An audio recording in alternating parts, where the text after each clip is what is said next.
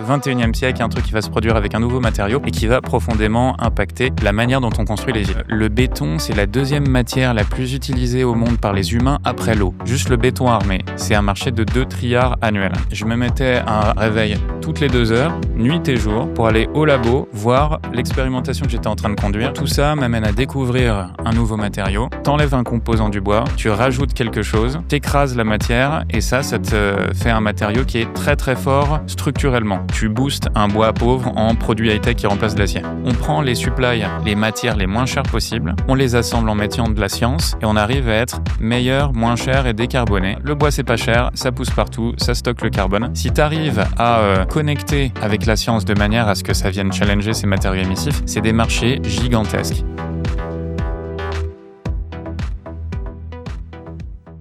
C'est la magie de ce podcast OVNI Ouais. avec Timothée qui arrive au débeauté comme ça. On remercie Thomas Renaudin d'avoir organisé tout ça. Oui, pour répondre à ta question, nous sommes filmés.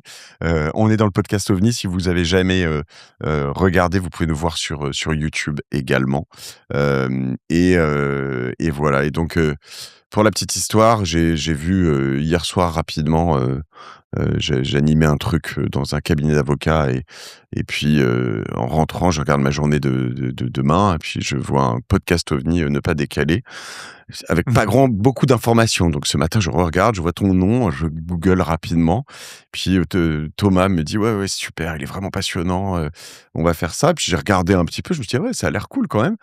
Alors au début, je vois micro-organismes, bois, je comprends rien du tout. Je cherche un peu, puis je suis allé voir mon ami Claude. Je lui mets Voodoo, Timothée, Boitouzé, vas-y, aide-moi. J'échange avec Thomas en plus, je mets le transcript de notre échange avec Thomas. Yes. Et en 15 minutes, c'est plié, je suis prêt, quoi. T'es prêt, toi ou pas ? Carrément prêt. Très très chaud. Ok. Alors, on va y aller directement dedans. Alors, ce qui est marrant, c'est qu'au début, quand tu downloads les infos de Thomas, tu prends des espèces de... Ça se passe dans ton cerveau, des espèces de flash, de trucs, architecte, machin, tu comprends rien. On te dit micro-organisme, bois, tu comprends pas le rapport. Il a tout arrêté. Puis après, très vite, il y a un moment où tout se lit et puis tout est devenu assez clair. Alors, je vais essayer d'être aussi clair que tout le monde pour ça. On va voir si ça fonctionne. Alors, tu t'appelles Timothée.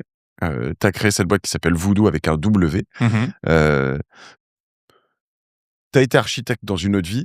T'as un peu galéré quelques années quand même avec Voodoo parce que c'était un moment... T'es arrivé avec une idée de génie, peu importe, mais en tout cas, ton idée de génial à un moment, tu t'es dit ça va cartonner. Et puis en fait, peut-être que l'univers des VC, dans la deep tech, était pas totalement prêt pour ce genre de projet. Je suis impatient que tu m'expliques comment tu peux bootstrapper ce genre de truc parce que vraiment, voilà, on parle de transformer des fibres de bois. Alors, voilà. Après tout ça, je te laisse transformer des fibres de bois en... J'ai même lu du quasi vert, enfin transparent. Pour de l'automobile, pour des trucs comme ça, tu te dis attends, mais c'est quoi ce délire ? Et moi, les questions que je me pose, c'est et pourquoi ? Parce que finalement, il y a du verre, donc pourquoi faire tout ça ? J'ai l'impression qu'il y a eu un moment de vérité pour toi qui t'es dit mais en fait, tout ce qu'on fait là dans l'architecture, c'est quand même un peu con à utiliser ces matériaux, c'est pas très efficient. Et donc à la fin, tu t'es dit ok, on va réunir tout ça, on va mettre là-dedans. Ça s'appelle Voodoo. Et au bout d'un moment, tu as réussi à lever de l'argent. On ne sait pas comment, avec des Américains. On ne sait pas comment. Et maintenant, tu vas essayer de lever encore un peu plus. Exactement. Donc, en gros, je te refais la genèse du projet. Donc, moi, je suis un architecte. J'ai commencé mes études d'architecture au Japon, à Kyoto. Je me suis spécialisé... Par hasard. En fait, les Japonais, les Suisses, les Français et les Américains, c'est les meilleurs architectes du monde. Les Scandinaves aussi, les Danois notamment. Et moi, j'ai toujours été passionné par l'Asie. Donc, je suis allé assez vite au Japon. À Kyoto. À Kyoto Institute of Technology. Je me suis spécialisé en structure parasismique bois parce que le Japon est très spécialisé en structure bois. Et donc ensuite, j'ai eu l'occasion de travailler pour des agences d'architecture très connues donc au Japon et à l'international. Mini pause, parce que je dois assouvir ma curiosité quand même. Vas-y. Quand tu vas au Japon pour étudier au Kyoto Institute of Technology, tu dois parler japonais ? Alors, la plupart des cours sont en anglais, et sinon, je parlais japonais. Moi, j'ai fait du chinois au lycée, et puis après, j'ai étudié le japonais 2 ans avant, et puis après, sur place, ça se catch up. En détente. Mais, ouais, voilà. Donc oui, je parle le japonais. Et donc, là-bas, j'ai aussi eu l'occasion de travailler pour des grands architectes. Donc, Kengo Kuma, celui qui a fait le stade des JO de Tokyo, tout en bois. Incroyable. Sana, ce qu'ont fait la Samaritaine à Paris ou le Louvre, à Lens, donc tout en verre. Et ensuite, je suis rentré en France. J'ai travaillé chez Dominique Perrault, pour qui j'ai remporté l'hippodrome de Longchamp. Donc j'étais dans Incroyable. cette équipe de concours de l'hippodrome de Longchamp, Que quand moi, on voit je tourne autour de l'hippodrome en vélo, donc j'ai tout vu avant, pendant, après, qui est quand même un c'est une belle majestueux. réalisation. Ouais, Ouais, ouais, ouais, ouais. très belle réalisation. Et Herzog et de Meuron en Suisse, qui construisent la tour Triangle actuellement, qui ont fait la Tate moderne, le stade des JO de Pékin, à l'époque. Donc voilà, que des grandes pointures de l'architecture. Et moi, il y a un truc qui m'intéressait très fort dans l'architecture, c'était, en gros, comment est-ce que, si on prend un pas de recul, tu regardes que chaque matériau a vraiment influencé l'histoire de la construction. Le 19e, c'était l'acier, le 20e, c'est le béton armé, le 21e siècle, il y a un truc qui va se produire avec un nouveau matériau et qui va profondément impacter la manière dont on construit les villes. Donc avec ça en tête et aussi avec, l'héritage qu'on a en France des, Gustave Eiffel sur l'acier, Freycinet sur le béton armé et cetera. Moi, j'ai toujours été passionné par ces gars et j'ai décidé de mettre, l'architecture de côté et de continuer mes études, aux US sous l'angle chimie des matériaux, biologie, pour aller développer justement un matériau qui va aller remplacer ces matériaux OK. millénaires. Donc si je reprends, tu dis d'abord, dans la transformation, en fait, on a fait beaucoup de bois, enfin, c'est un peu les 3 petits cochons, quoi, finalement. Après, on est arrivé à l'acier, ça, c'était après l'histoire des 3 petits cochons. Ensuite, béton armé et tu te dis: «Ça, c'est pas bien le béton armé», parce que, pourquoi? Ça pollue, En gros, c'est, si tu veux, le béton, c'est la deuxième matière la plus utilisée au monde par les humains après l'eau. OK. Juste en termes de voilà de contexte, et c'est une matière non renouvelable, c'est une matière qui est hyper émissive. Donc voilà, il y a de l'acier dedans, c'est d'ailleurs ça l'empreinte carbone principale du béton armé. Il y a du sable, il y a des, mafias qui s'organisent autour de l'érosion des côtes pour aller prendre du sable pour en faire du béton, parce que Mmh. n'importe quel sable ne peut pas faire du bon béton. Le sable du Sahara, ça marche pas. OK, Donc dommage. Parce qu'il y dommage, en a il y beaucoup. en a pas mal, ouais. OK. Donc voilà. Et en soi, l'impératif du 21e siècle, c'est de construire plus vite, moins cher, décarboné. Donc OK. et en Et ça, le et le bois est f super bon. et le fait de une des difficultés alors le béton, c'est qu'en plus une fois que tu construis, débétoniser si ça existe comme terme, c'est compliqué quoi. Exactement, Est-ce que tu vas chercher aussi dans tes matériaux ce genre de choses? C'est-à-dire, bien sûr. la destruction, enfin la le re Ouais, le le OK. le recyclage Ouais, le recyclage ou la réutilisation de ces matériaux, ouais, ouais, absolument. OK. Et le bois en soi, et puis pour revenir sur donc mon parcours, moi je pars aux US, je pars à Harvard, donc faire, de la science des matériaux, de la chimie. Et là-bas, avec cette obsession de, trouver quelque chose, de transformer le bois à l'échelle moléculaire pour le faire challenger les matériaux historiques qui sont le béton, l'acier, je trouve un truc dans le labo de chimie, à savoir: tu un composant du bois, tu rajoutes quelque chose, t'écrases la matière et ça te fait un matériau qui est très, très fort structurellement. Donc en gros, il peut prendre plein de charges. OK, juste, tu le japonais, j'ai compris, tu mais comment c'est là où les Américains sont assez forts, mais tu arrives, tu as fait des années d'archi Ouais. et d'un jour, à l'autre, tu te mets dans un labo. Je Mmh. veux dire, alors les Américains sont assez forts là-dessus parce qu'ils hésitent pas. En France, on va te dire: «Non, non, mais il faut que tu repasses par la première année», j'exagère un peu, mais deuxième, et Mmh. cetera. Comment juste explique-moi un peu comment ça se passe là-bas? Tu arrives, tu dis: «Moi, je suis architecte, je fais du dessin», j'exagère évidemment, hein, mais what the fuck, tu vois? Ouais. Donc si tu veux, aux US, c'est un mode d'éducation qui est un peu différent, ça s'appelle le liberal arts. Donc Ouais, ça veut dire que tu peux très bien faire une licence de philosophie et un master de maths. OK. C'était pas du tout, en fait, c'est une sorte de corpus commun, dans ce qui est undergrad. Et après, quand tu passes en grad school, tu peux te spécialiser dans ce que tu veux. Et donc ils te mettent à niveau au début? C'est-à-dire que Ouais, tu c'est as 2 méga tro intensif. ouais, Ouais, ouais. ouais, ouais. Combien de temps? Méga Parce que tu as fait intensif. combien de temps à Harvard? 2 ans. 2 ans et donc tu as quoi? Tu as 6 mois de gros vénère et après tu te Exactement, OK, exactement. Pour te OK. donner un peu de contexte, moi, déjà, un élément, en architecture, c'est rare que tu rates ton truc. En chimie, c'est l'échec, c'est permanent. À chaque Mmh. fois, ou en sciences, l'échec, c'est permanent. Donc en gros, moi, je me mettais un timer, un réveil toutes les 2 heures, nuit et jour, pour aller au labo, voir l'expérimentation que j'étais en train de conduire. Est-ce que c'était en train de fail ou pas, tu vois? Mmh. Donc Pour donc fail, ouais. faster quoi, pour Voilà, pouvoir OK, exactement, OK, pour aller plus exactement. vite quoi. OK. Accélérer le cycle de développement. Donc OK. du coup, c'était un peu, ça faisait un peu, navigateur avec des siestes, polyphasiques là, mais ça a permis d'avancer vite, ouais. Et il y a plein de prix Nobel de chimie, tu vois? Ce qui est assez exceptionnel dans ce genre de contexte, c'est que tu as une galère sur ta manipulation, sur ton expérience, tu fais 50 mètres, tu vas parler à un prix Nobel de chimie, tu lui dis: «Écoute, mec, ça marche pas, comment tu peux m'aider?» Il se pose 5 minutes, il t'explique et puis toi, tu retournes bosser. Ça, c'est assez unique dans ce genre de Ouais, contexte. c'est un peu comme ce qu'on a vu en Chine, on a fait un docu sur la Chine que je te recommande, il y a quelques mois Ouais. et où en fait tu arrives dans ce quartier de Shenzhen où tu as, à peu près tous les constructeurs, de composants. Mmh mh. Donc si toi tu veux créer un produit électronique, en fait, tu as tout. Les Mmh. puces, les assemb les tout, tout, tout, tout, tout. Donc tu veux acheter un truc de fibre optique, une caméra, un machin, en fait, tu vois dans un rayon de 3 km², tu as absolument tout. Donc en Incroyable. supply chain, tu Ouais. accélères énormément. Vous, là, c'est plus sur de l'intelligence, de la connaissance du savoir ou de Mmh. l'exploration, mais c'est vrai que c'est hyper intéressant. Mais sur la partie industrielle, je vais t'en parler, Mmh mh. on a un peu un système où, tu as des feedback loops qui sont très courtes, mais on Très va bien. en parler. Donc en gros, tout ça m'amène à découvrir un nouveau matériau. Réexplique-moi, Ouais, tu extrais quelque chose du bois pour on le vi rendre c'est ça, ouais. On vient traiter le bois pour enlever la lignine. Donc la lignine, c'est un peu comme le ciment entre les fibres. C'est ce qui si le bois, c'est fait de plein de gaines de cellulose, mmh mh. qui forment des cavités cellulaires là où passe la sève et tout. Mmh. La lignine, c'est ce qui vient lier toutes ces fibres ensemble. Mais la lignine, elle a 3 grands problèmes. Déjà, elle crée des liens ponctuels entre ces gaines et c'est pas très fort ce lien. Ensuite, c'est ce que mangent les insectes, la lignine. C'est OK. ce qui vient se dégrader avec, l'air, l'humidité, les UV, et cetera. Toi, la lignine, c'est ce qui t'intéresse ou c'est ce que tu enlèves et que tu veux jeter? Alors, là, on l'enlève, on veut pas les jeter parce que, tu peux la revaloriser, c'est un OK. coproduit, la lignine. Aujourd'hui, on le revalorise pas parce qu'on n'est pas sur des énormes, volumes de production, mais en gros, on on le cible, on l'extrait et puis après on le remplace par quelque chose qui est beaucoup plus fort. OK. D'accord, très clair et là-dessus, on parle de n'importe quel bois? N'importe quel bois, OK. même le bambou, J'allais venir sur le bambou, enfin, ça peut être un bois qui pousse vite ou OK, exactement. OK. C'est super intéressant de valoriser des bois qui sont pauvres. Donc, Mmh.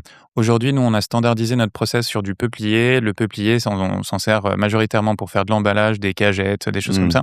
Ça pousse à côté de notre site de production, c'est pas cher du tout et donc ça a vraiment un intérêt parce que tu boostes un bois pauvre en produit high-tech qui remplace de l'acier. Incroyable. Bon, on va déforester la forêt amazonienne sinon, quoi, il y en a beaucoup. Non, alors c'est ça, d'un point de vue agroforesterie, si OK. tu zoom out un peu, c'est Ouais. vachement intéressant parce que je comprends là où tu vas. Tu te dis: «Ah bois, beaucoup de Non, bois, beaucoup de je vais béton, être sérieux, je déforestation». vais pas voulu me faire mousser, mais les 2 premiers bois auxquels j'ai pensé, c'était bambou et peuplier. Donc je suis assez content. Là, c'était plus de la provoque Tu gratos, c'est es tout. C'est cadeau. exactement sur le bon truc. Dis-toi que la forêt française, elle augmente de 5 fois la surface de Paris chaque année. Ouais, Donc j'ai vu que c'est tu ouais. vois, on n'est pas en mode, on va aller taper dans la forêt primaire et cetera. Nous, on s'intéresse à l'excédent biologique de la forêt, et par exemple, en France, on n'utilise pas assez de bois. La forêt, même européenne, elle ne cesse de s'agrandir et donc nous, notre idée, c'est surtout de valoriser ces bois pauvres d'une ressource excédentaire pour, Mmh. grâce à la tech, la transformer et le faire remplacer des trucs émissifs. C'est la fameuse coupe que j'allais faire avec mon grand-père, dans le Jura. Tu vois de quoi je parle ou pas? En fait, on te donne des parcelles. Ouais, C'est un peu comme d'ailleurs les chasseurs, tu as ça aussi, ce que tu appelles les prélèvements. prélèvement, ouais. Ouais et donc en gros, on te donne une parcelle, quand tu habites dans les villages, dans plein d'endroits en France Mmh. et sur cette parcelle, alors sur la chasse, tu t'engages, tu dois, je crois que sur la coupe, tu peux, mais extraire un certain nombre de trucs et l'objectif, bah, c'est de te faire du bois de chauffage et Mmh. cetera et cetera. Mais en Yes, revanche, il y a des bois auxquels tu as pas du tout le droit de toucher parce que les forêts, faut les entretenir. Donc l'objectif exactement. in fine, c'est de pas le faire entretenir par l'État parce que voilà, c'est de dire aux gens: «Bah, tiens, tout ce bois-là est pour toi, il est gratuit, Mmh. mais tu te démerdes avec le truc». C'est Ouais, un peu ça, donc de dire: «Toi, il y a trop de bois, on n'utilise pas, suffisamment, on n'extrait pas suffisamment le bois c'est ça.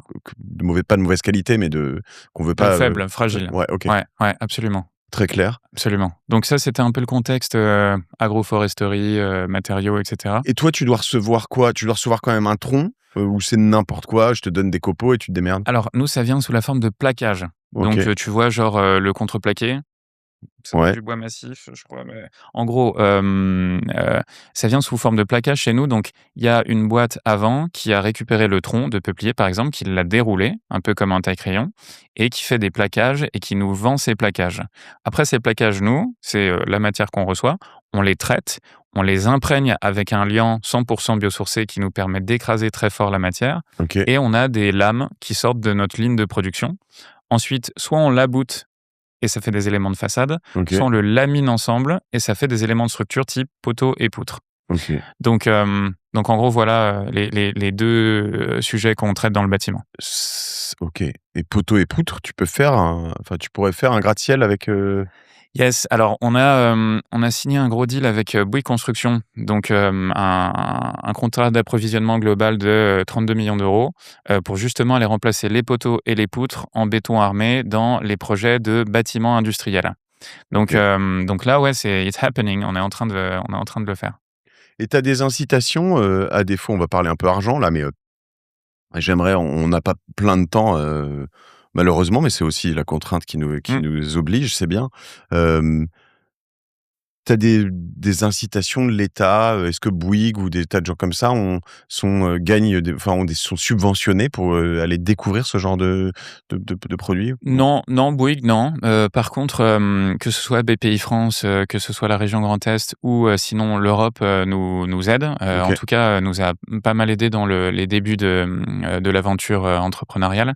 Donc ouais, c'est un peu, comment dire? Un asset, souverain d'avoir, une boîte comme ça en France. Et est-ce qu'on est sur quelque chose, pas de philanthropique, mais évidemment, je comprends que là, c'est quand même des boîtes privées, tu as des gros Mmh. fonds américains, un gros fonds américain qui est rentré chez toi. Yes. Heu, mais est-ce que, c'est efficient en termes de coût aussi? Est-ce que tu réussis à battre le béton? Parce que le béton, c'est que c'est vraiment cheap. Ouais, exactement, c'est une super bonne question. En fait, tu peux pas, vraiment compter sur juste la décarbonation comme argument de vente parce que, encore plus aujourd'hui, c'est moins le sujet.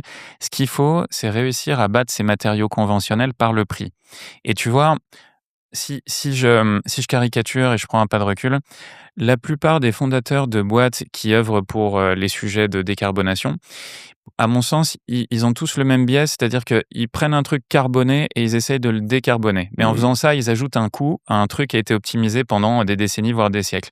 Nous, on a le mindset inverse, c'est-à-dire que on prend les supplies, donc en gros les matières les moins chères possibles, on les assemble en mettant de la science et on arrive à être meilleur, moins cher et décarboné, OK.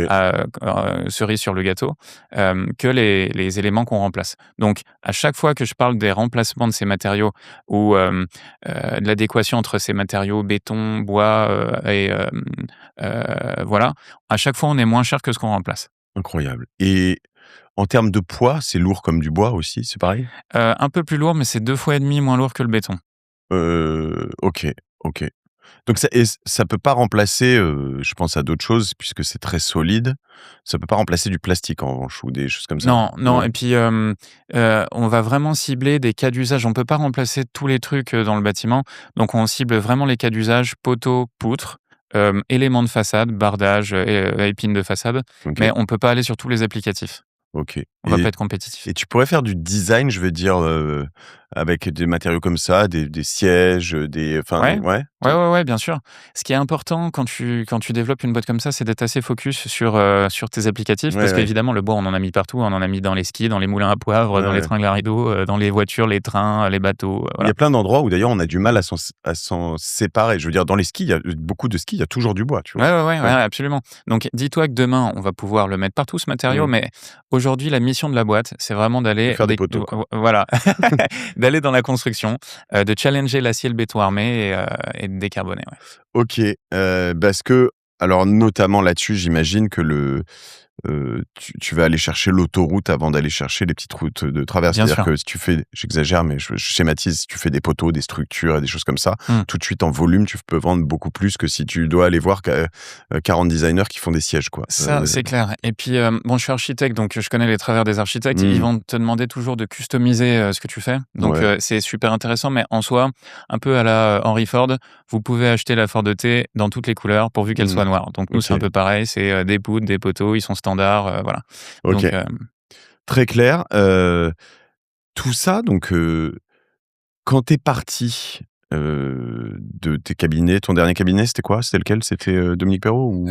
c'était Herzog& et de Meuron. OK. Quand tu pars de chez Herzog et de Meuron, hem, pour aller aux États-Unis à Harvard, tu te dis quoi? Tu te dis: «Il y a un problème», tu as déjà une vague idée de comment le régler? Tu enfin, tu ton ton Déjà, je me dis, c'est génial d'avoir, évolué dans les meilleures agences d'architecture du monde, mais les architectes s'intéressent pas assez à la performance environnementale de leurs, bâtiments et n'ont pas une connaissance assez approfondie des matériaux qu'ils utilisent. En gros, les matériaux, c'est l'ADN du bâtiment. Je parle vraiment de l'objet construit, hein, pas de Mmh. l'utilisation du bâtiment. Ce qui va faire que ton bâtiment est performant ou pas, c'est avec quel ADN il est construit.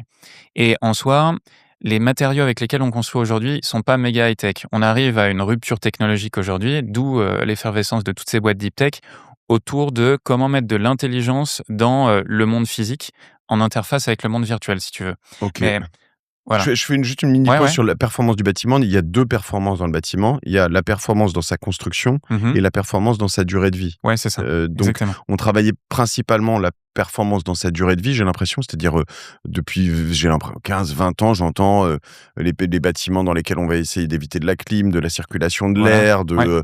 du soleil, enfin, on arrête de faire des espèces de trucs avec des murs super Mmh non, mh. super fins plutôt, c'est ce qu'on faisait dans les années 80 où en fait, il fallait climatiser à mort, qui était pas du tout efficient, Ouais. énergétiquement. Toi, tu travailles plutôt sur la performance du bâtiment intrinsèque. C'est ça, OK. précisément, dis-toi que les émissions carbone déjà, autour de 40 c'est juste les matériaux de structure, donc les OK. poteaux et les poutres. Donc en gros, nous on travaille quand je parle d'intelligence et d'ADN du bâtiment, c'est comment on fait pour que à la fabrication, ce matériau, il soit peu énergivore par rapport au béton à l'acier où tu as besoin de beaucoup d'énergie pour le produire. Comment tu fais pour qu'il prenne beaucoup, beaucoup de charge? De manière à avoir les éléments les plus fins possibles et donc, pour les promoteurs immobiliers, pas beaucoup d'empiètement sur, la surface Ouais. à vendre et aussi, pas beaucoup de matière, c'est-à-dire pas très carboné parce que, Ouais. du coup, tu as pas utilisé beaucoup de matière pour le Et puis fabriquer. petite cerise sur le gâteau, en plus, c'est plus joli, quoi. Si tu as pas justement, Ouais, des énormes poteaux et poutres, partout, exactement, OK. ouais. Ça, c'est un truc qui plaît pas mal aux architectes, c'est OK, clair. clair. Et donc entre le moment où toi tu te fais ce constat, Mmh. il y a des moments où tu t'es dit, parce qu'il y a le constat, mais il y a je vais y arriver ou pas? Et tu as toujours voulu travailler le bois, tu as regardé Yes. plein d'autres choses? Enfin, explique-moi un peu quand entre le moment où tu as fait le constat et le moment où tu te dis: «Tiens, je vais aller sur la lignine et je vais faire ce truc très précisément». En fait, ça part du constat que, déjà, le bois, c'est un matériau, millénaire. C'est peut-être le premier matériau de construction de l'histoire humaine Mmh. et après, il a une caractéristique qui est très intéressante, c'est qu'il pousse n'importe où et il capte le carbone quand il pousse. Plutôt que de créer de l'énergie pour, créer des Mmh. matériaux et émettre du carbone, là, le bois, quand ça pousse, en fait, avec l'effet de la photosynthèse, ça vient capter du carbone et créer de l'oxygène Et puis déjà, il pousse. Je veux dire et en tout plus, il pousse, simplement, je veux dire, c'est exactement. ce que tu dis, c'est que je reprends les 3 petits cochons, où, c'est quoi? C'est la paille. La paille, ça pousse, Mmh, OK. mmh. Le bois, ça pousse, on l'a dit. Les briques, ça pousse pas, quoi. Je veux dire, c'est et donc le béton, le sable, les choses comme ça, Ouais, après il y en a beaucoup, voilà, c'est pas mais renouvelable. c'est pas renouvelable. Exactement, Ouais, ouais. exactement. Une fois qu'on aura épuisé toutes ces matières non renouvelables Ouais, sur la planète, il va falloir aller sur d'autres planètes pour les ramener chez nous. OK. Donc en gros, c'est ça qui est très intéressant avec ce matériau et le bois ayant poussé, pour servir ses besoins à lui et pas nos besoins à nous. Donc il y a, c'est un territoire d'exploration qui est super intéressant que tu peux transformer grâce à la science fondamentale, la chimie, la physique et cetera, pour le rendre hyper puissant et remplacer, ces matériaux émissifs. Donc ça part de ce constat-là, le bois c'est pas cher, ça pousse partout, ça stocke le carbone. Si tu arrives à, connecter, avec la science de manière à ce que ça vienne challenger ces matériaux émissifs, c'est des marchés gigantesques. Juste le béton armé, c'est un marché de 2 trilliards annuels. Il y a très, très peu de boîtes qui ont des TAM aussi énormes. 2 C'est trilliards annuels, un matériau. On parle pas de, tu vois? incroyable. Donc, Ouais, tu es vraiment dans de la matière première, enfin quasiment, enfin dans c'est ça, un matériau, ouais, c'est 2 trilliards. Donc ça fait 2 000 milliards. c'est ça. Waouh. OK, on va parler, ouais, un tout petit peu deep tech. C'est que là-dessus, toi, tu arrives avec un problème. Tu es quand même pendant très longtemps pas sûr de trouver la solution, non? Comme tous les inventeurs, comme toutes les boîtes technologiques, comme tous les projets ambitieux, tu commences avec, une idée de ce que tu as vraiment envie de faire et qui est, l'énorme big picture, en gros, tu commences et là, il y a plein d'éléments, concordants qui doivent arriver. La bonne équipe, le bon produit, le bon client, les bons investisseurs. Donc il y a un alignement de planètes très fort à faire et puis il faut peser de tout son poids pour que tout ça, ça Mmh. s'aligne. Et après ton produit, tu peux le couler? Non, non, non, c'est vraiment, comme des poteaux, des poutres comme des planches, en fait. OK. On utilise le bois, comme tu l'as ici, et Ouais. on le déstructure pas pour le restructurer. Si tu veux, en gros, c'est de la chimie, donc on va garder la micro-architecture du bois. OK. Donc il y a souvent quand même potentiellement encore besoin ou de béton pour, agrémenter, décorer peut-être autour, non? Ouais, Ouais. ouais, alors nous, encore une fois, poteaux, poutres, OK. sinon après les dalles, les prémurs, les trucs d'isolation et cetera, ça, on n'est pas sur ces applicatifs aujourd'hui. OK et tu te dis que ça, ce sera, peut-être un next step un Ouais, jour? ouais, ouais, après on pourra se diversifier sur d'autres applicatifs, mais il faut être assez, laser, focus. Ouais, parce que couler en effet, c'est cool quoi, sans mauvais jeu de mots, ça permet Yes. de Mais ça doit sécher, ça ouais, prend du temps. Après à recycler, c'est galère. ouais. Donc il y a plein de problèmes liés aux matériaux qu'on coule. C'est marrant, j'arrête pas d'avoir qui me revient en tête, quand je suis allé en Asie, à chaque fois ça surprend les infrastructures comment t'appelles ça? D'échafaudage en bambou, Ouais, tu sais? absolument. Et tu dis: «C'est quand même bizarre que nous, on soit passé à l'acier, Mmh. depuis tellement longtemps et qu'eux n'y passent pas» et tu dis: «C'est Yes. c'est peut-être pas si con quoi, en fait», mais Bah, disons que le bambou étant plus présent en Asie qu'en Europe, mmh, et naturellement, le fait d'avoir un corps creux et puis de la matière autour te rend le truc très, performant pour mmh, ce type d'usage particulier, hein, les échafaudages. Donc, ouais, nous, on n'avait pas beaucoup de bambou chez nous, donc du coup, c'est pas arrivé dans ce type, d'usage. Ça pourrait venir, mais, évidemment, c'est des trucs qui sont plus, du côté de l'Asie. OK. Tout à fait. Heu, Tu traversé donc un peu le désert, j'ai l'impression en termes de levée de fonds. Comment tu as financé de 2017 à 2021, c'est ça? Yes, 2000, on l'a 2016? annoncé non, Oh, non, 2017-2023, on a annoncé. 2023, waouh, Ouais, OK. on a annoncé la levée de fonds. Donc 6 en ans. gros, si tu veux, Une éternité quand tu es entrepreneur, ouais. donc c'était pas courant, ni cool, ni mainstream, Ah bah, non, de monter une boîte deep tech en 2017. D'ailleurs, ça existait même pas le terme, deep tech. Des projets scientifiques de grande ampleur comme ça sur des industries primaires, on était encore dans le monde du SaaS et mais du voilà, B2B. c'est ça, c'est que même le terme, si tu associes tech à bois, je veux Ouais, dire, je vais extraire exactement. des trucs, attends, je vois pas où est la tech, explique-moi, tu vois? Ouais. Exactement, ouais. Donc, c'était pas du tout mainstream, et voilà donc, déjà il y avait un effort de, comment est-ce qu'on positionne cet ovni, c'est le cas de le dire, en termes d'aventure entrepreneuriale dans un écosystème assez corseté, assez, codifié, du monde, du VC. J'ai eu la chance de remporter, le prix de l'innovateur de l'année du MIT Europe, Waouh. ce qui a donné beaucoup de visibilité, au projet et ça, Il y a un peu d'argent? c'était le déclencheur. Alors non, pas d'argent, OK. mais beaucoup de notoriété, beaucoup de visibilité. Suite à ça, il y a eu, une couverture, donc médiatique importante autour du projet et donc là, c'est à ce moment-là, que j'ai lancé la boîte. Moi, j'ai investi assez lourdement, Mmh. dans cette, Combien? structure. Moi, j'ai mis, près de 300 000 €. OK, tout ce que Donc, tu avais quoi. Bon. Ouais. non, alors même pas, en fait, moi, j'avais pas, de cash, OK. donc, je suis allé voir 2 banquiers. Ouais. Je leur ai dit que c'était important qu'ils me financent parce que ce serait une bonne idée qu'ils m'aient comme client, dans le futur. Donc je leur demandais à chacun, j'y suis pas allé trop fort, j'ai demandé 150 à chacun. OK. Les 2 ont dit Tu as oui. emprunté? J'ai emprunté. Waouh, Donc OK. ouais, donc les premiers 300 K qui sont arrivés dans la boîte qui nous a permis à amorcer la pompe parce que De faire les brevets et tout notamment? ouais, ouais, exactement. Aujourd'hui, on en a 80 des brevets et voilà, la boîte, on est 50 personnes, on a 3 sites de production. Mais en gros, le premier chèque, c'est moi qui commit, et qui l'avait pas sur, mon patrimoine, OK. qui est allé l'emprunter, qui l'a mis dans la boîte et voilà. Donc c'est pour te dire que, j'y croyais très, très fortement et que, bah, voilà, je faisais tapis, quoi. Je mouillais la chemise, comme on dit. Après, derrière, on a remporté beaucoup de prix d'innovation, plus de 50, des subventions et cetera. Est arrivé aussi parce qu'on commençait à avoir un produit, qu'on pouvait tester, donc des cash du cash de client. Et ça, c'est ce qui nous a servi finalement à développer, bah, toute la tech, à avoir notre premier petit site pilote, à être une équipe d'environ 15, entre 15 et 20 personnes, avant de lever le premier euro de VC Money. Le premier titre, le site, c'est Rosière, Ouais, c'est ça, à ouais, 3. à 3, OK, ouais, Ouais, OK ouais, et donc exactement. ça 2021-2023, ça met longtemps à construire un site comme ça, non? Ça doit être un enfer pour Alors, toi, faut non? pas le construire, Non? faut pas construire ces sites, faut prendre des sites existants, Mais ça veut dire qui quoi un site? C'est un hangar? Enfin, j'exagère, ouais, mais en gros, ouais, c'est, un ouais, bâtiment ouais, industriel. C'est ouais, ça, ouais. C'est un bâtiment industriel et dedans, toi, tu viens y mettre ton process, OK, c'est-à-dire, tes machines, tes gars et puis la manière dont tout ça, ça tourne. OK. Donc ça, c'était, finalement les débuts de la genèse, technologique, de la boîte. Quand sort ton premier produit utilisé par un client? Ouais, alors ça, on a été, entre 2019 et 2021 assez actifs sur le secteur de l'automobile. OK. Donc on a bossé avec Bentley, avec, Mercedes, avec des marques comme ça plutôt premium, parce que c'était finalement les marques premium qui, investissaient dans l'innovation pour se différencier donc, des autres marques OK. automobiles. La construction en général a pas vraiment cette culture de mettre du cash sur la table pour l'innovation, vraiment, parce qu'elles sont plutôt là pour adopter à grande échelle un truc qui marche, Mmh. un truc qui est déjà éprouvé, surtout avec toi qui as les moyens de produire, les gros OK. volumes qu'ils te demandent. Donc, là où c'était intéressant, c'est que, on a pu peaufiner la technologie avec des marques du secteur automobile.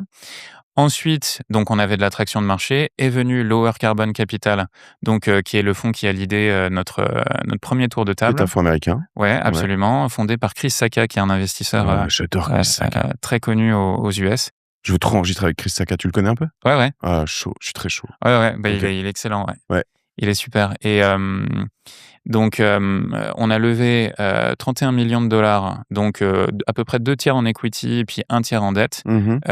Et ça, dans ce tour de table, il y avait donc Lower Carbon qui a l'idée, 2 family office suisses, un family office français et une dizaine de business angels. Incroyable. Sur une valeur à combien du coup? 31 millions. On tourne, alors à l'époque, on était autour d'une valo à 60. OK, incroyable. Ouais, d'accord et là, tu ressors sur le process, on va dire industriel pour des gens qui veulent construire à ce moment-là. Mmh. À quel moment tu sors tes premiers produits? Alors ça, entre 2019 et 2021, donc OK. pour le secteur automobile. Ouais. Après, on a dû se focus, parce qu'on est la mission de la boîte étant d'aller dans la construction. Après ce premier tour de table, on a réalisé que aller scaler un produit sur des marchés importants, aussi différents que l'automobile et la construction, il fallait soit qu'on lève beaucoup plus de cash, soit qu'on soit beaucoup plus de gens, Soit que mais tu abandonnes en l'automobile, ouais. voilà, soit qu'on fasse un choix, en fait. Et moi, par rapport à là d'où je viens, évidemment, j'ai fondé la boîte pour aller dans le secteur de la construction. Mmh. Donc c'était un choix difficile, mais en soi, on a pivoté, on a décidé de mettre, toute notre énergie dans la même direction et on a adressé, les trucs qui avaient le plus de sens, dans la construction, à savoir les produits de façade et les produits de structure. Incroyable. Donc tu as arrêté l'automobile. Ouais, OK. Dans l'automobile, tu faisais des produits transparents, hein? ouais, ouais, c'est ça. Est-ce que dans la façade et la structure, tu peux faire des produits transparents aussi? On peut, mais on essaye de, aujourd'hui, targeter encore une fois l'acier, le béton armé. Donc, c'est pas la transparence qui va être le plus intéressant, mais plutôt les performances mécaniques de la matière. OK. Mais en soi, c'est là où c'est assez fascinant, c'est que tu te dis le bois, matériau ancien. Mmh. Innovation, bois, bof, je vois pas trop le lien. Mais par contre, quand tu arrives à comprendre intimement la nature, chimique, cellulaire, moléculaire du bois, tu peux le transformer en tout ce que tu veux. Tu peux rendre le bois transparent, magnétique, conducteur, hyper rigide, tu peux en faire ce que tu veux. C'est ça, mais ça, c'est quand même fou parce que je pense que, ces nouvelles applications, enfin, moi, tout de suite, je suis pas architecte, mais ça t'ouvre un univers de possibles qui est quand même fou. Mmh. Dire, on pense structure, donc souvent c'est caché, mais si tu as une structure qui est transparente, elle peut être jolie ta structure, donc Mmh. peut-être que tu peux te dire: non, je vais justement la garder, visible». Si elle peut être conductrice ou magnétique, Ouais, enfin, ça, c'est c'est les la nouveaux folie. matériaux dans la construction, ouais. OK, intéressant le pivot dans la deep tech. Je voudrais rester sur parce que tu dis deep tech, tu es collé, tu vois? Mmh. C'est la problématique, versus, en tout cas, de structure versus la vraie tech où, en fait, tu pivotes en permanence, ça fait Mmh. partie du concept. Si quand tu vois beaucoup de gens qui se lancent dans la deep tech aujourd'hui, nous, on en voit beaucoup avec OVNI. Est-ce que tu as des vrais, conseils, fondamentaux à leur donner? Pour les entrepreneurs dans la Ouais. deep tech, alors déjà, c'est le très bon moment pour monter une boîte dans la deep tech parce que, par rapport à 2017, c'est plus jalonné. En termes de valorisation, il y a plus de guidelines. En gros, ça se professionnalise, quoi. Moi, je conseille donc aux entrepreneurs deep tech, déjà, de voir très, très large sur leur marché, et d'aller là où le marché est le plus important et le plus impactful. Tu vois? Parce que quand tu es sur de la deep tech, de facto, comme tu es une innovation de rupture, elle fit pas parfaitement sur un marché existant. Donc tu dois la Mmh. massager, pour qu'elle aille là ou là. Ce qui est important, c'est, de pouvoir vraiment avoir de l'ambition pour cette techno et cibler un truc à la fois, pas plein de trucs, sinon on se perd. C'est de là aussi d'où on vient, hein, donc c'est des Mmh. conseils, vécus et de s'entourer de super bons profils techniques, mais surtout, où il y a un bon équilibre entre, des mecs très forts en finance, des mecs très forts en technique, pas rester le geek, de sa techno, quoi. Et pour les invests, nous, on va compter sur toi chez OVNI. Je sais pas si Thomas te l'a dit, mais pour nous aider, aussi sur certains Ouais, projets, avec plaisir. nous conseiller et cetera. Pour les invests d'ailleurs, comme pour les founders, j'ai l'impression que tu as un truc très intrinsèque, c'est le pace, le rythme. Mmh. Hem Parce que tu vois, tu me le disais, à Harvard et ensuite, moi, c'est une des choses qui m'impressionne chez Elon Musk, je sais pas si tu est-ce que c'était Jensen Huang, qui disait chez Lex Fridman dans un des épisodes récents, que je te recommande d'ailleurs, assez intéressant. Il dit en fait sur chaque projet, il vérifie ce que, enfin, évidemment ce qu'il faut faire, ce qu'on peut enlever Mmh. et le plus important, c'est ce qu'on peut enlever, ce qui Ouais, ouais, est bien sûr. et si dans quelle mesure on peut challenger le pace, enfin le rythme et Exactement, la date de livraison exactement. et il est toujours c'est un obsédé là-dessus et donc Mmh. tout est lié, mais il dit évidemment le besoin, tout ce qu'il faut enlever parce que tout ce que tu Mmh. enlèves, normalement ça augmente, ça améliore ta date de livraison et il dit ça et je l'avais entendu une fois en effet, même sur la tech, toujours être capable d'enlever, enlever, enlever, tout casser, recommencer pour enlever, enlever, enlever. En fait, c'est un Absolument. obsédé de Ouais, virer ouais, des choses. c'est un minimaliste, en fait. Ouais, Donc ouais. en gros et c'est aussi, ça qui a popularisé la deep tech, c'est-à-dire que c'est ces grands entrepreneurs américains qui ont démontré que, hem, l'ambition, la taille du marché et aussi la faisabilité existent de, disrupter des industries, millénaires, dans le monde physique, dans le monde Mmh. industriel, à travers, Tesla, SpaceX, et cetera. Avant ces grandes preuves et ces grands faits d'armes, c'était pas des secteurs cool, c'était pas des secteurs où, le cash, lié à l'innovation et au VC allait forcément. Ils ont démontré que ça, c'était possible à très grande échelle et ça créait des moats, donc Mmh. de la defensibility très importante. Comment tu te l'appliques? Pardon, ouais, ou Pour ouais, revenir à vas-y. ce que tu disais sur Elon Musk et comment on se l'applique, moi je dis toujours à nos teams que, en fait, l'obsession d'un ingénieur, ça va être d'optimiser un truc. Et il y a rien de plus destructeur de valeur dans la conception d'un produit que d'optimiser un truc qui, en fait, devrait pas exister, tu vois? Mmh. C'est là où il parle de enlever, enlever, Mmh. enlever. C'est que, ça sert à rien de passer du temps sur un truc que de toute façon ça devrait pas exister. Donc il faut toujours se poser la question, c'est quoi les briques fondamentales du produit ou de la techno que tu développes? Et tout le reste t'élague. Tu dégages tout le reste et tu te focuses sur ces trucs-là. Ça demande d'être très, très lucide et ça, vis-à-vis des investisseurs aussi, c'est important de pouvoir leur pitcher c'est quoi les trucs fondamentaux de cette techno. Super intéressant. Heu, Donc, nous, du côté investisseur, on est très bien accompagnés par Lower Carbon. On va prévoir, une nouvelle levée de fonds là dans les, mois, qui arrivent. donc là, on Heu est forcément, enfin, quand tu es passé 31, tu vas forcément être à 100, voire plus, non? Alors, c'est, on va faire un bon équilibre entre equity et dette, mais, OK, aujourd'hui, on est en train d'affiner les paramètres de cette levée de fonds pour, augmenter très fort nos capacités de production aussi OK. et puis aussi pouvoir, livrer, Bouygues et nos autres clients, donc à grande échelle. Et là-dessus, en deep tech, il y a alors tu vas chercher aux États-Unis toujours? Il y a des enfin, il y a des fonds européens qui rentrent dans ce type de série? Alors, tu sais que tu as, l'Europe, qui crée un fonds, deep tech, Ouais, qui va être géré soit par Atomico, soit par, EQT, on ne sait pas encore. Il y a beaucoup de fonds deep tech, qui se structurent et aussi comme c'est des disciplines qui sont, dans des early growth round ou later stage, qui sont en comment dire? Un peu dans le périmètre des fonds d'infra, des fonds de, real assets, des mmh, family office un peu agiles et sophistiqués. Finalement, tu as un panel d'investisseurs qui sont pas uniquement des VC, qui peuvent être d'autres catégories de fonds d'investissement. d'accord, oui, j'en connais quelques-uns en l'occurrence et même quasi des personnes riches, enfin, Mmh. qui peuvent sortir des tickets en dizaines de millions potentiellement, en effet. Super intéressant. Sachant que là, tu es quand même, tu passes à l'échelle. Tu Exactement. plus dans une période très, très risquée comparativement à il y a quelques années. Tu livres aujourd'hui? Ouais, Bouygues, enfin, là exactement. et ceux qui nous écoutent, qui veulent te commander, tu peux les livrer quand? Alors, faut qu'on regarde notre planning de production, mais en gros, c'est, sous 3 mois. Ça dépend du volume aussi, évidemment. Et puis ça dépend du produit qu'ils demandent, mais on a livré en décembre dernier un bâtiment qui fait 12 000 m² à Lausanne. OK. Toute la façade est fait avec notre matériau, 10 kilomètres linéaires, d'éléments. Ouais, on est passé à l'échelle. Là, maintenant, c'est à la très grosse échelle qu'on veut aller. Alors et pour ceux qui nous écoutent, qui sont dans ces univers, qui construisent, je sais pas moi, ça peut être des chalets, des tas de choses ou des bâtiments plus industriels, peu importe, tu leur en parleras. Heu, c'est une nouvelle manière de penser pour les architectes, ça change tout?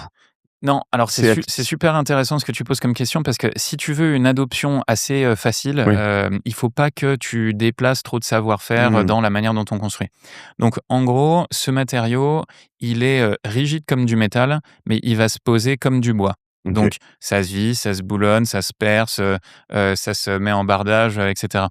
On a vraiment bossé le produit de manière à ce que, les savoir-faire des gars en place deviennent pas obsolètes. Sinon, OK. si personne peut le poser, ça marche pas Donc c'est évidemment. quasiment plug and play, quoi. Ouais, Si je m'y c'est ça. intéresse, je viens vous voir et ça peut commencer sur une construction d'une maison? Alors sur la maison, 10 maisons?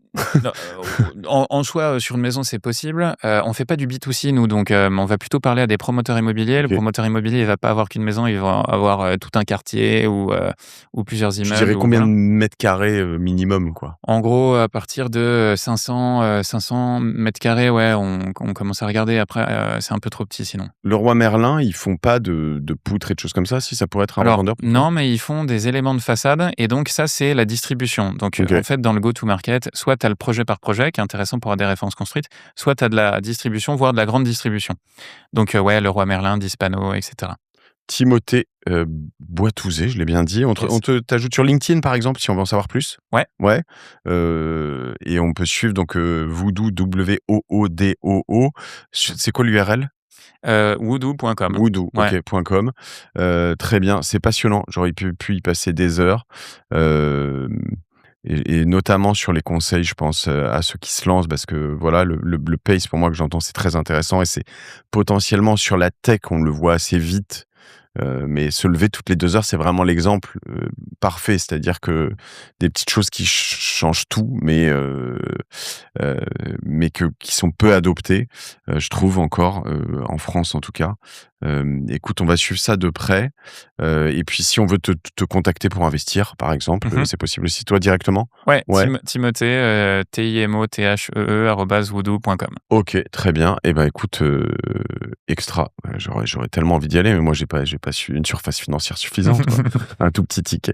Heu, Écoute, regardons et ce qui compte, c'est l'upside. Donc quand est-ce qu'on sort et on a une grosse traction là, on en reparle. ah bah, avec grand plaisir. Merci en tout cas d'être venu comme ça, au débeauté et puis, c'était une super rencontre. Vraiment très, très cool. Merci Merci Mathieu, Thomas, trop bien. merci à vous tous. Abonnez-vous à ce podcast OVNI parce qu'on a quand même des pépites comme ça assez souvent.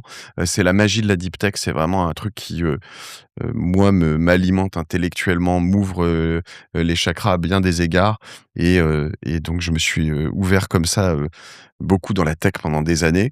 La tech est pas complètement finie parce que dans l'IA en ce moment on se régale quand même, mais j'aurais pu te poser les questions, comment tu utilises tout ça, comment ça évolue, mais Yes. on n'a plus le temps. Merci en tout cas, Merci Mathieu. abonnez-vous, sur YouTube, sur, Spotify, sur, Insta et puis, écrivez-nous aussi, parce que on cherche plein de projets comme, celui de Timothée, en early stage, avec OVNI. Salut, bisous.